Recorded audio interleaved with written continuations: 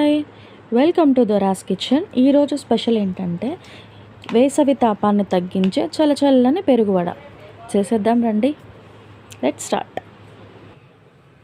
Hi, Dorababu కిచెన్లోకి వాళ్ళ అమ్మమ్మ వచ్చింది. గార్ల పిండి రుచి గ్రైండర్ వేసి ఫ్రిడ్జ్లో పెట్టే నానిద్దని. అయితే మా అమ్మాయి తెలియక మళ్ళీ ఉప్పేసి కలిపింది.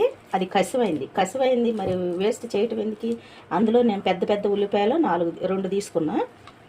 ఇగో పెద్ద ఉల్లిపాయలు 2 గోధుమ పిండి వేసుకుంటున్నా. అది సెట్ అవ్వాలి కదా. మరి కొంచెం ఉల్లిపాయ పెరుగు వడండి పిండి 1/2 లీటర్ పెరుగు సిలకొట్టి ఇట్లా చేసుకున్నాం.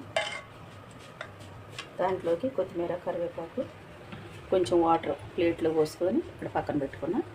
ఎందుకంటే ఈ వాటర్ తర్వాత నేరుగా పెరుగులో వేయకూడదు, కొంచెం వాటర్లో వేసి మళ్ళీ తీసి పెరుగులో వేయాలి. అందుకని వాటర్ పెట్టుకున్నాం. కొంచెం వాటర్ తీసుకొని కోల్ పెట్టుకొని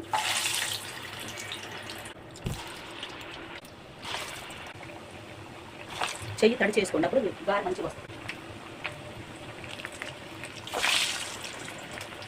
స్కూల్ నుంచి వచ్చిన తర్వాత ఉల్లిపాయ పెరుగుతో చేసుకుంటే వడ 4 వేసి కొంచెం పెరిగేసి పిల్లలకి చేతికి స్పూన్ ఇస్తే చక్కగా కూర్చొని ఎండ నుంచి వచ్చే స్కూల్ నుంచి పిల్లలు మంచిగా తింటారు. 70% కాలిన తర్వాత తీసుకోవాలి. ఎక్కువగా కాల్చకూడదు, వేసి తీయడం ఎక్కువసేపు ఉంచొద్దు. అవి తీసి వడ మునిగేదాకా నేను 2 వాయిల్లా వేసుకున్నా. దీంతో కొంచెం కొత్తిమీర కరివేపాకు వేసుకొని ఫ్రిడ్జ్లో పెట్టేసుకుంటాను. మధ్యాహ్నం తింటే ఎండకి బాగుంటుంది, చల్లగా కూలిగా. మామూలుగా చట్నీలోకి తినడానికి ఇది 1 లీటర్ కాల్చాను. మళ్ళీ దీన్ని రెండోసారి కాలవాలి, అప్పుడు క్రిస్పీగా ఉంటాయి, బాగుంటుంది. ఇప్పుడు ఇది రెండోసారి కాలుస్తాను. రెండోసారి కాలడం వల్ల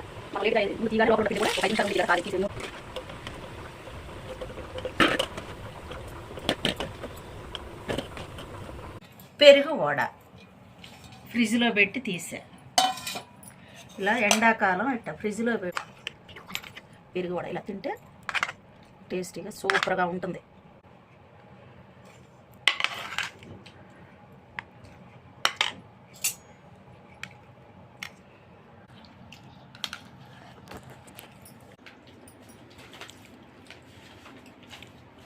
Like, share and subscribe. Bye.